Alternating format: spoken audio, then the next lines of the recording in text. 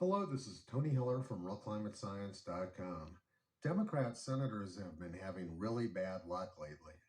Pennsylvania Senator John Fetterman is only 53 years old and he had a terrible stroke last year. You can see how it affected him in these before and after pictures. He's only been a senator for a few weeks, but he spent most of that time in the hospital getting inpatient depression care. It's likely that his depression was triggered by his stroke last year. We know that John Fetterman was very worried about good health. He tweeted this last year. My entire family is vaccinated and boosted. Vaccines plus effective treatments are safe and still the key to getting us out of this new phase of the pandemic. About 1 month later, he suffered his stroke, which he said nearly killed him. Another young senator who suffered a very severe stroke last year was Ben Ray Lujan of New Mexico. He also came very close to death. Doctors had to remove the back of his skull in order to save him.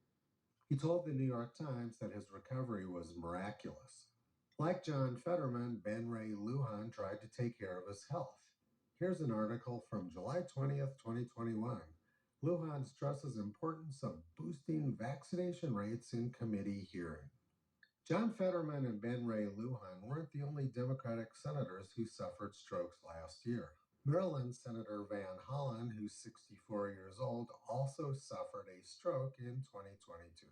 Like his colleagues John Fetterman and Ben Ray Lujan, Chris Van Hollen is also very concerned about maintaining good health.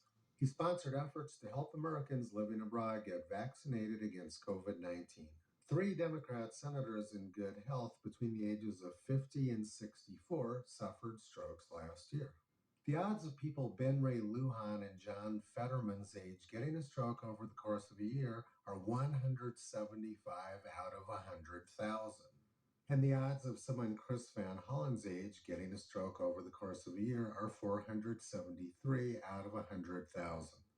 The odds of all 3 of them getting a stroke in the same year are more than 20,000 to 1. We know the vaccines are safe because the US government and YouTube censors say they are.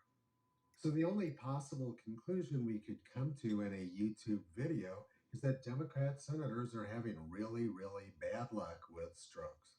Toto has been pulling back the curtain on junk science and censorship for the past 15 years. You can visit him, Kyrie Caesar, Toki Upala, and the 4 new puppies on the web at realclimatescience.com.